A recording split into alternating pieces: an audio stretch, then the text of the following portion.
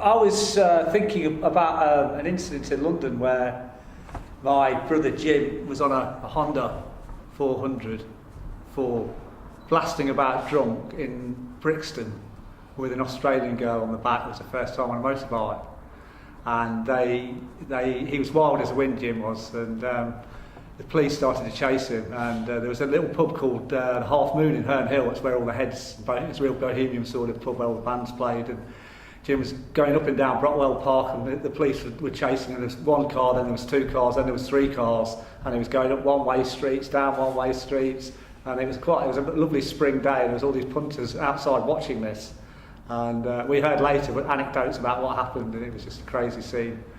And this Tracy was this Australian girl. Once the police finally got him off the bike and arrested both of them, she said it was the best ride she ever had.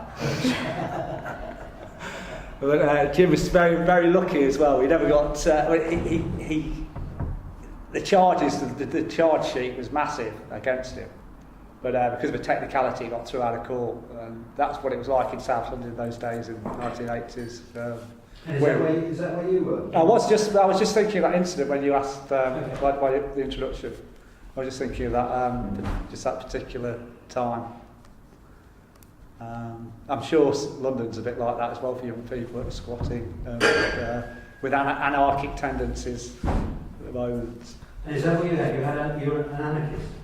At that time, yeah, because it was Thatcher's years. It was quite bleak. There was quite a lot of protest. Brixton riots, we were there when the Brixton riots were going on in 1985. Our local post office got burnt down, which was a right hassle because we had to go miles to catch the gyros then, so we were a little bit pissed off about that. I'm not sure these guys know what gyro is. Dole checks coming through. I mean, they were sent there. The government was quite kind, sending dole checks. So everybody was working on the black at the time. There was everybody was working and signing on. Basically, that was a given. The black economy. And what were you doing? We were working on the sites down in London. We were working in the West End. I was working on a building site down there. Well, all the gang of us that were down there at the time were. And we were squatting just outside Brixton. And what was the work like? The work? It was pretty good, really, yeah. There was a pub culture then. You could go in for a drink at dinner time. That was quite accepted in those days. It was almost compulsory. But that culture sort of died a bit now. I don't think there's much of that goes on. I think it's frowned upon. But at the time, everybody used to be in the pub for a few pints. Yeah, well, the whole of everybody, builders, bankers, shop workers, there wasn't such draconian work. The work was like... Is it hard? Yeah, it's hard. There's a lot of refurbish, but we were doing sort of refurbs, which means that just probably listed buildings and going and gutting them out and giving them a bit of a facelift. It was just off Oxford, one site I remember was just off Oxford Street. So it's quite central right in the West End. It was a good place to work. Spent a lot of the time in the pubs. But on a Friday evening we used to visit an anarchist club called the 121 Club, and it was right in the front lane in Brixton on Cold Harbour Lane. Railton Road, that was called the front line. And there was a famous anarchist shop there, called Cafe, bookshop, and on a Friday night all the sort of radicals used to go in the cellar there and just, get very, very wasted, listening to sort of frontline music. And what was their substance of choice in those days? Their substance of choice, I think a lot of people used to take amphetamine sulfate on a Friday night, so to give a bit more staying power after a week's work. Not me, of course. I was just designated driver. And what sort of guys were there? Were they a lot of Irish lads? It was an English gang you were with? We're a mixture of some Australians, Irish and English. Australians thought it was fantastic. We thought it was a shithole. They just loved the architecture, and it was so different from Australia. But we didn't really like the inner city. After a year, we'd got pretty tired of London. The tiring grind of London. It's all right if you're a tourist, I think, but if you're actually working or trying to make a living down there, it's a little bit different to strolling about London, because it's quite, it might a couple of hours to get to work either way. You know, an hour and a half in the morning and an hour and a half in the evening. Does it leave you a lot of time to do anything else overnight? You know? Well, no, bus into Brixton tube station and a tube into where you work, to London. Victoria line sort of thing. It's quite handy to get into the centre. Good profits there. Lambeth Council quite generous. Well, did they know they were generous at the time? No, well, it's still going on. I mean, it's nothing new. There's a housing problem. There's definitely there was a housing problem then. So housing, you know. Describe what it was like at the squat. Did you have to break down doors and climb through windows, or was it just somebody managed to get a key and you decorated? Oh yeah, it'd be quite a break-in job. Yeah. Well, being builders, we had the kit, so we get in with crowbars and what have you, and get in, and then we'd connect the electricity up illegally, and then we'd connect the gas up illegally as well. So we were literally living for free, but totally illegal. But nobody seemed to bother. Did you ever get caught? No.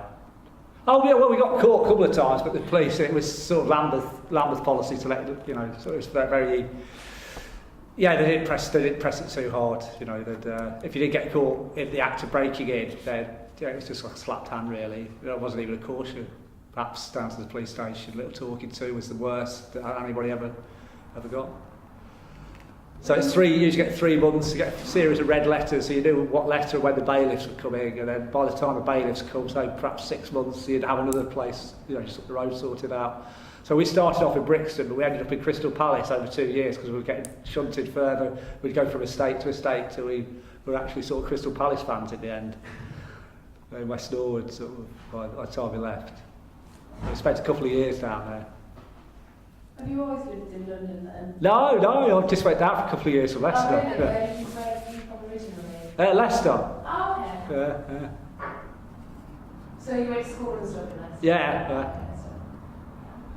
What made you decide to go to London? Was it just like, oh, let's just see what happens? Or... Yeah, so I just think I just come back from travelling, and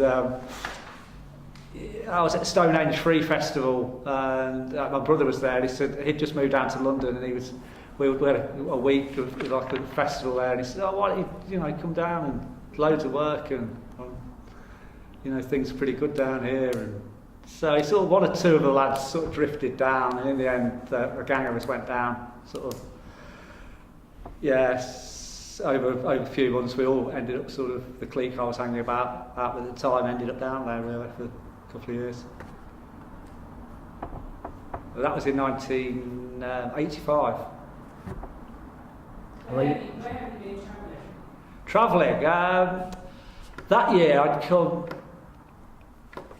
a couple. So I was before I went to London. I was working in an electroplating factory. It was chrome. I don't know if you've heard of chrome plating, nickel plating. Yeah. I was working in like an engineering shop. Using like cathodes and anodes that work together to plate metal in a liquid, sort of usually cyanide, mixture of cyanide and acid, and like electric current goes through electromagnetism, and it coats the metal with nickel or cadmium or chrome or silver or gold plated. You often see it, you know, metal that looks gold or silver that might have cadmium and nickel on it. So I was doing that before I went to London. Before that, I was on the road travelling for a year and a half, I think it was that time. And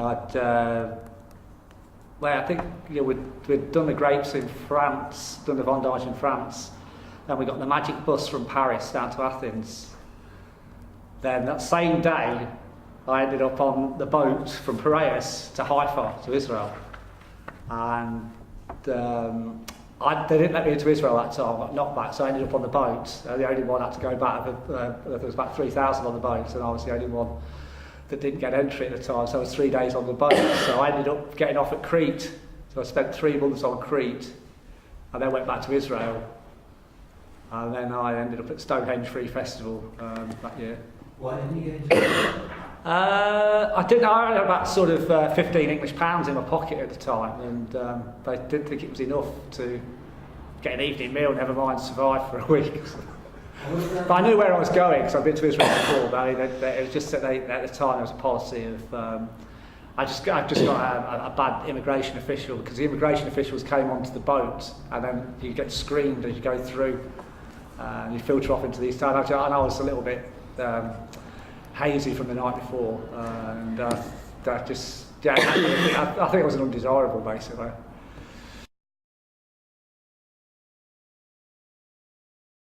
Yeah. What was that? That's a company called the Magic Bus. You probably know the song by The Who. Is it the Magic Bus?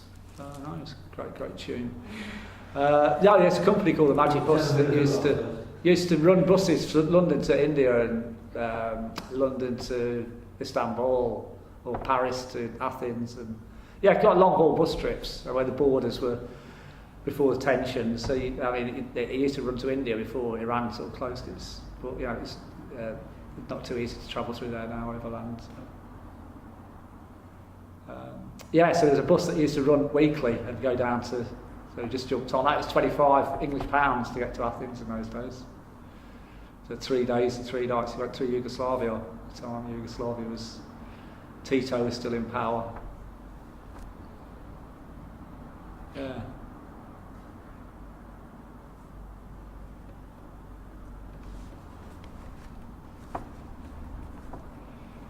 So what made you want to travel? Travel. First time I travelled was when I was 18. I went to Israel for 6 months. So I just took a notion to go and heard about kibbutzes. So I went out and did 6 months on a kibbutz. And I was the youngest on it at the time. There was Kiwis, Aussies, Scandinavians, Dutch, all sorts of different nationalities. And it just inspired me to interacting with them when I was out there. I just got a travel book really. So you kept travelling after you went to Israel? Yeah, different places over the years. Yeah. If I bring it back to London, were you much of a protester? Not really. We met. There's a great yarn about a German guy that we picked grapes with. This guy called Klaus, who was from Berlin. He was a real protest, real anarchist, because the Germans are a bit like that. And he was really into it, and he met us down the 121 club. Just hadn't seen him for a couple of years, and he was there in London in this anarchist club on Railton Road I talked about. And he was over for the Wapping demonstration, which was about the printing factory. Before the print moved out of Fleet Street, Murdoch and the crew they moved to Wapping. There was a massive industrial dispute about how print was changing, getting computerised, and how they were moving out of Fleet Street and moving over to Wapping, and it meant a lot of workers were going to lose their jobs. So the print had traditionally strong industries. So he'd come over from Germany to support this dispute, and we met him in this anarchist club, and he couldn't believe that we weren't on the picket lines at Wapping. He just thought it was everybody's duty to support the struggle. But no, it wasn't that radical. The only demonstration I went on in London was an IRA march, which was celebrate or commemorate internment, and that went from the South Bank to Brixton, and we were a couple of lads from Derry that were squatting with us, and they invited us on the march. So we weren't that radical. We went on the march anyway. It was pretty heavy, to be quite honest. We got there were hundreds of police, a lot of people taking plainclothes policemen taking photographs of us. Anyway, there's a couple of hundred of us, a couple of hundred of police. The tricolours were up. The march, there was a bit of a band playing that was home from Derry. We started marching from South Bank onto Brixton, and as we came across the first bend, there was about 200 National Front British Movement supporters trying to get out of pub, and they were very close to getting out. The police were throwing things at us and hurling abuse. It was quite scary. It really was scary. There was scuffles, and anyway, the march happened. It went all the way to Brixton. Anyway, it was a great day out. Besides that, but we ended up in a pub in Brixton that evening with the Derry band and the Derry lads and the people from the demonstration, and there were two Afro-Caribbean landlord and landlady. They were there, and it was a great night. Everything was happening. Somebody went on the stage and started speaking about the march, the struggle, this, that, and the other. And they got the Union Jack and burnt it on the stage. And this Afro-Caribbean landlord went apeshit. He went absolutely fucking ballistic. He said, "Yeah, I'll let you in my pub. You can do this, you do that, but you haven't." You know, he was because he just thought that was beyond the pale to burn the Union Jack. You know, so Strange to think that. I'm guessing he was an immigrant. Well, yeah, it's. He cares more about the British flag than the British do themselves. Sort of, that's what crossed my mind. You know, it was quite bizarre. That's the only demo that sticks out in my mind from those times, really. Other than the riots, of course, you know, when they kicked off. But we didn't venture forth when that was happening because that was just absolutely crazy. That was anarchy. You know, massive people getting taken out of cars, beaten up, cars overturned, buildings. But you know what happened just recently? It was similar to that all around us. So we decided to stay pretty indoors for a couple of days. It wasn't really that safe to be out. What's the best job you've ever had? The best job? Best job. I think the best work I've ever had was picking grapes in France. I think that was absolutely fantastic. It was so hard and so horrible and so nice and so fantastic. But it's got to be the best job, yeah, because we were drinking wine, smoking joints, out in beautiful sunshine, beautiful countryside, in a lovely French village, surrounded by glorious people, eating absolutely delicious food. And yeah, it was just amazing. The atmosphere, the tradition, the whole thing was, it was brilliant. Great time. I think why it was good because it was hard as well. And I think for something to be nice, it's got to be hard. It's got to be tough and hard to enjoy to enjoy it as well. I mean, every year it seems to get better. We did it for about 8 or 9 seasons, and you know, we used to go back. I mean, we did it originally for work. But then once we got steady work and we didn't really need it, we used to go back as a holiday, just for the enjoyment of it, really, because it was just such a good time. So is this in the south of France? Yeah, I picked grapes in quite a few different areas in France. Yeah, so I've worked in the south. I've worked in Beaujolais. I've worked in Cognac Corbière. Did a little bit in Bordeaux, and mainly in Chablis. Though I worked in the north in Burgundy. Do you still drink wine? No. I've drank enough for a couple of lifetimes, I think. So did you dabble very much in alternative chemicals, let's say? Alternative chemicals? As in did you say, were you very much did you experiment in drugs, basically? Yes, I suppose you could say experimented, yeah. So was that very much the culture of the time? Or? I think it's still the culture of this time, so far. Yeah, good point.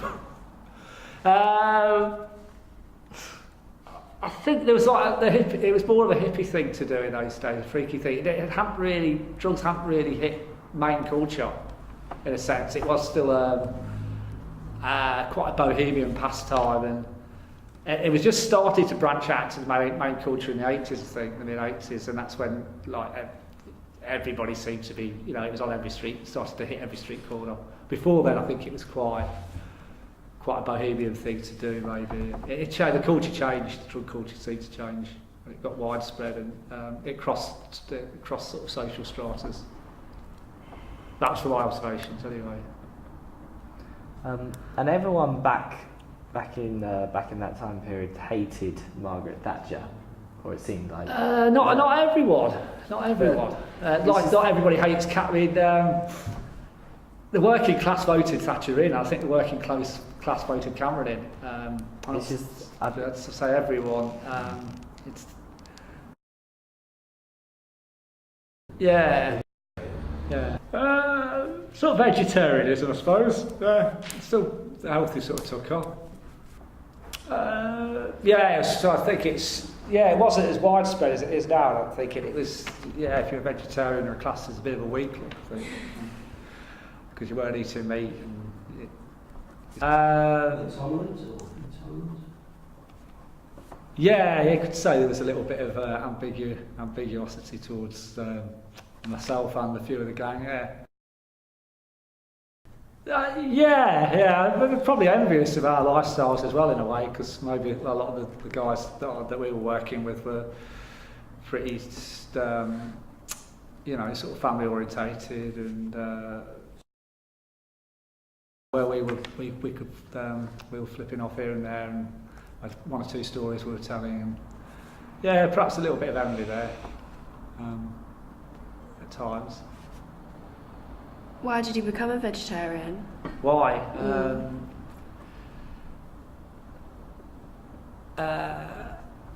I was a vegetarian, sort of part-time vegetarian for often that. Is that possible? What really turned me on to vegetarianism big time was when I started working. I was doing a farming job in England, and we had to go around and clean grain.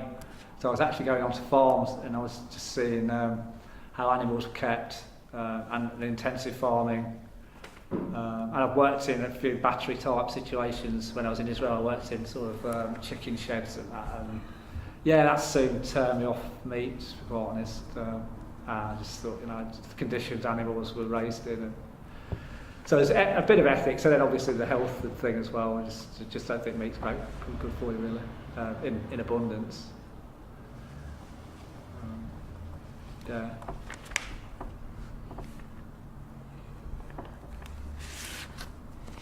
So I don't preach it really. It's a vegetarian flag, you know. I don't fly it too high. So I just think you just do what you've got to do. But if anybody asks about it, I'll perhaps get on my soapbox a bit. Scary. Do you have an opinion on vegans? Vegans? Yeah, I'm a vegan. Are you vegan? Yeah. So I've gone really extreme now. You still wear that? So you don't take eggs and milk and that? No, I'm part-time vegan. I've got a little bit of that. 99%. So I went a step further the last couple of years and become vegan. Well, vegans sometimes, there is a next step. They can get really extreme. Really? Some vegans don't eat anything that comes from the ground. Which ones did you eat? What do they eat? What the hell? Yeah. So they don't even drive through towns with ham and in then the they name. wear veils, some wear like real fine veils that don't want to breathe anything in, you know, that even the air's filtered out. Veganism can, the Jain religion, go to extremes. Yeah, only have fruit and veg that's rotted and died. Fruitarian, yeah. Some people are fruitarians. You can. Yeah, I eat stuff that drops to the ground as well. Yeah. Sounds hard, it's not something. Is that Well, they Hey, fly the vegan flag! vegan since they were about 10, and they haven't eaten honey, eggs, anything that comes from animals at all. It's crazy. I'm vegetarian, part-time vegetarian. Do you have any children? No, not that I know of. I Laurie, I've got some big news. don't. Waiting for that knock on the door. No. No regrets. You have any regrets? No, I think Good. no. You can't. You got to live in the now, live for the moment. You just got to carry on. You can't dwell in the past. Was that your philosophy then? Yeah, very much so. Yeah. I think No, live in the moment. Try and live in the moment. That's my philosophy. Live in the moment. I mean, that's what I try to do because that's all there is. So The past is, for me, the past is an illusion. It's a memory. It can't be too reliable. You can't even know what happened really, because it's just a memory that could fade in your head anyway. The future doesn't exist. It's only the moment. It's only this moment we've got now. This breath I'm breathing now. Just live for this hot seating session. It's happening now. That's what I believe. That this is real. It is real. I suppose it's Buddhist. It's a bit of Buddhist philosophy, I think. What was real? I don't want to go into any more philosophical detail. Oh, God. If you meet anyone in your day, who would you meet? Tom Waits. Wow. I think he's a What's cool his dude. best album? Totally. What? What's his best album? I like Swordfish Trombone. What's his best film? I've not seen so many films. There's cigarettes, whatever, and something else, booze and beer. He's great theatre. He's got a right good theatre pedigree. Knocks about with your man, doesn't he? That Wilson, is it? What's his face? The crew in America that we studied last year. Anyone else? Well, Help? I don't know. Ideal drinking buddies / dinner party guests. Oh right, Carl Keith Richards. Yeah.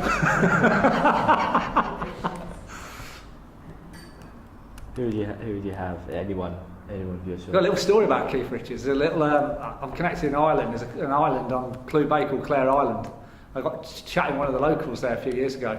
And the Stones, everybody goes out to Clare Island. The Clare Islanders don't have to go anywhere. Everybody comes to them. And the Rolling Stones came to them.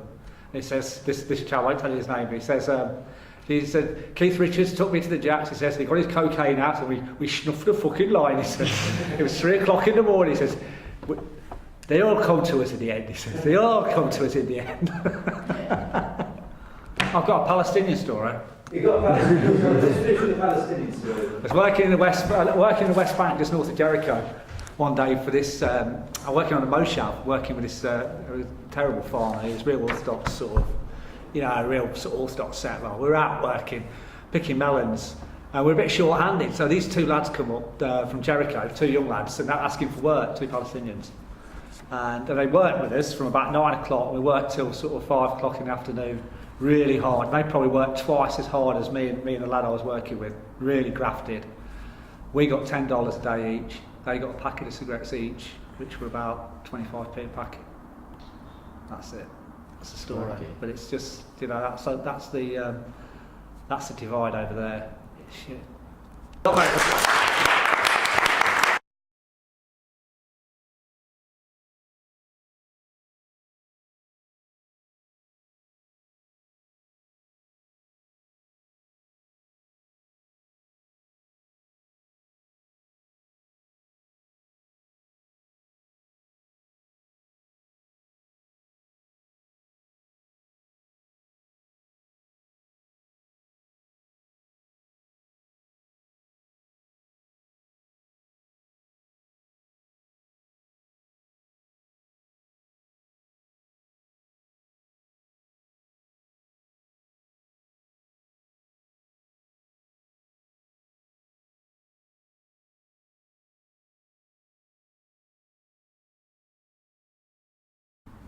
So, what's your dance company all about? Well, this year we first did a musical, and it was called Rehab. It was about this guy who he had a bad past and he tried to run away from it, and but it all catches up to him, and the only thing he has left to do is face his past, and so that's what he has to do. But it's kind of like a psychological thing. Oh, wow. So we also do like literally normal singer productions, and everything we do is original. Have we got anything in the pipeline at the moment? My brother's doing a poem called This Girl, and so he's going to probably go produce that soon. So we're looking to do like a piece of, like a sketch on that. Yeah. Okay, so. brilliant.